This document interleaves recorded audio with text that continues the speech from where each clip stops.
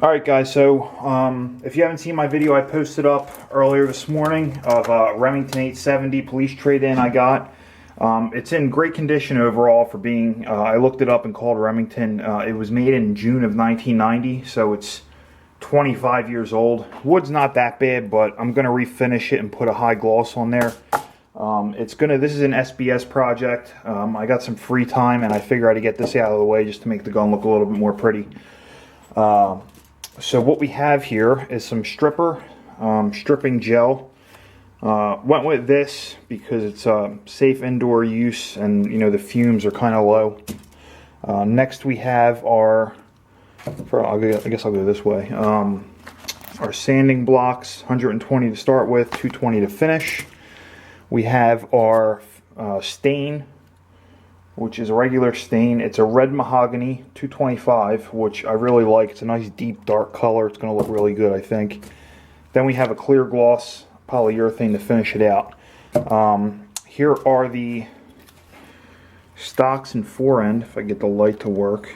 You know, it's not that bad, but obviously after 25 years, you know, the finish needs to be redone. Also, make sure you're wearing gloves. I got a couple of these dollar brushes to apply the stain and to apply the stripper. I'll link everything down below, if you want to take a look for yourself if you're going to be doing this. And for the grooved area, I'm not going to be sanding that. I will apply stripper, and then I'll probably just use like a hard bristle brush to get it out of there. So let's start. Apply this stuff, and then they say after 30 minutes you want to give it a test area. So we're going to apply this pretty heavy.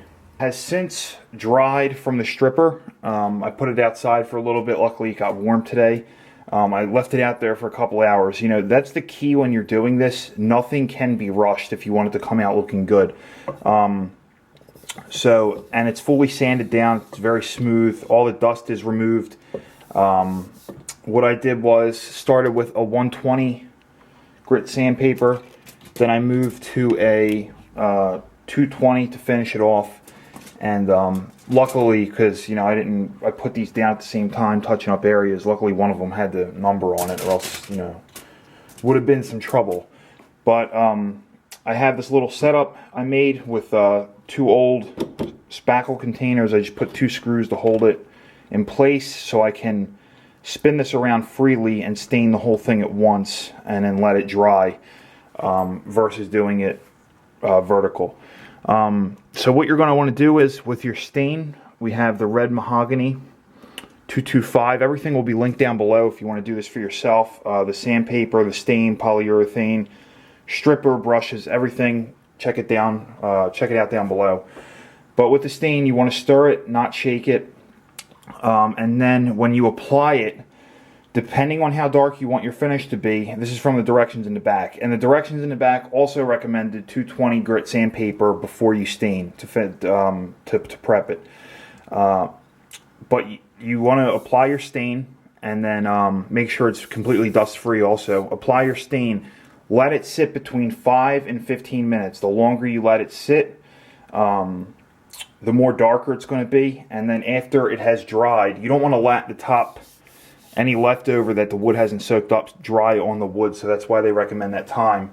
You want to get like a towel or something and then just wipe it off. And I'll just give it another wipe to get any little particles off there. I'm going to start out with a smaller brush. Just because it's easier to work with some of these areas, so we'll dip it in there. And I've never done this before. This is my first time doing this, so you know it's been relatively easy.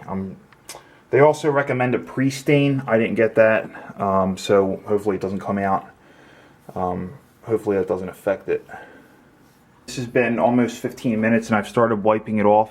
You can see here the finish, and it looks pretty good, to tell you the truth. Came out really nice. I'm not sure if I'm going to add a second coat, but if you are going to add a second coat, you have to wait between 4 and 6 hours, and do not sand in between that time. No sanding during stain applications. So we're ready to add our clear coat of to the buttstock and forend. This is the Minwax oil modified polyurethane. I had this in gloss, but I ended up going with satin because I like the way the wood looks now, and I don't want that. It just wouldn't look right on the gun. I feel like a gloss or semi-gloss or high gloss finish is for like an over-under shotgun. So with this stuff, what you want to do is you apply a thin coat to the whole piece, let it sit 2 hours, come back to it. This takes 3 coats, so you come back to it after 2 hours, sand down the whole piece lightly, very lightly sand with 220, coat it again, come back to it in 2 hours, sand it again with 220, come back to it in 2 hours, and then put your final coat on. So a total of 3 coats. And then light use, you know, don't give it 24 hours to really set. You know, light use within that 24 hours, so you don't want to be handling it. Just leave it where you have it set up and that'll be it. Also, when you're looking for a polyurethane, make sure you read the back of it. Depending on what stain you have, you may not be able to use it. One of Minwax's, I think it was like a polyurethane crystal or something like that. It was a baby blue color can. The whole can was baby blue. And on the back of it, it actually said, you know, in bold letters, do not use on red mahogany finish. And this is red mahogany 225. So, figured we'll get started right now. I'm using a synthetic brush to apply this. So I should have this done by the afternoon. It's early morning now, and I'll be able to upload the video. Or I may upload it now and then just spice in a clip with the stuff on the shotgun. So we'll see how it goes. So again, we'll just put a thin coat on the whole gun. You want to do clean, even strokes with this from end to end.